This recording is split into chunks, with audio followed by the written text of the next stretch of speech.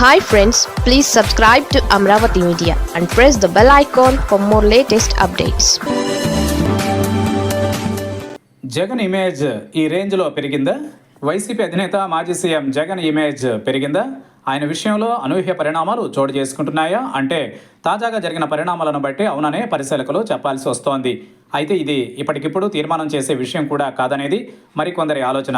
ఏం జరిగిందంటే తిరుపతిలో జరిగిన తొక్కిసలాట ఘటన తరువాత బాధితులను పరామర్శించేందుకు జగన్ అక్కడికి వెళ్లారు. నేరుగా ఆయన స్విమ్స్కు వెళ్ళగా అప్పటికే డిప్యూటీ సీఎం పవన్ కళ్యాణ్ మీడియాతో మాట్లాడుతున్నారు.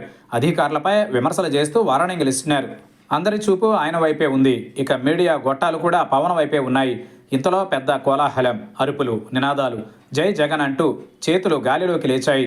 అప్పటి వరకు పవన్ చెబుతున్న మాటలే వినిపిస్తున్న చోట అనూహ్యంగా జగన్ నినాదాలు మారుమోగాయి. ఎంతగా అంటే పవన్ సైతం ఏం జరిగింది, ఎందుకు ఈ కోలాహలం అని ప్రశ్నించే స్థాయిలో అక్కడ కోలాహలం నెలకొంది. ఇంతలోనే మరో ఆశ్చర్యకర ఘటన కూడా జరిగింది.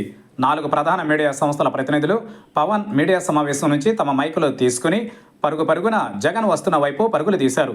దీంతో పవన్ కళ్యాణ్కు మరింత ఆశ్చర్యం వేసింది. వెంటనే 2-3 ముక్కల్లో తన ప్రసంగాన్ని ముగించిన ఆయన అక్కడి నుంచి వెళ్ళిపోయారు.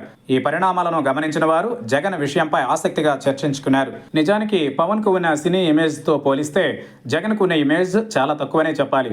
ఇక మాస్లోనూ పవన్కు ఉన్న ఇమేజ్తో పోలిస్తే జగన్ వెనుకబడ్డారని చెప్పక తప్పదు. అయినా ఇప్పుడు అనూహ్యంగా అందరి చేతులు జగన్ వైపు లేవడం, మీడియా సైతం జగన్ కవరేజీ కోసం పరుగులు పెట్టడం వంటివి ఆసక్తిగా మారాయి. అంత మాత్రాన జగన్ ఇమేజీ పెరిగిపోయిందని కానీ పవన్ ఇమేజీ తగ్గిపోయిందని కానీ ఎవరూ విశ్లేషించకపోయినా అనూహ్య పరిణామాలు మాత్రం రాజకీయంగా చర్చకు వస్తున్నాయి.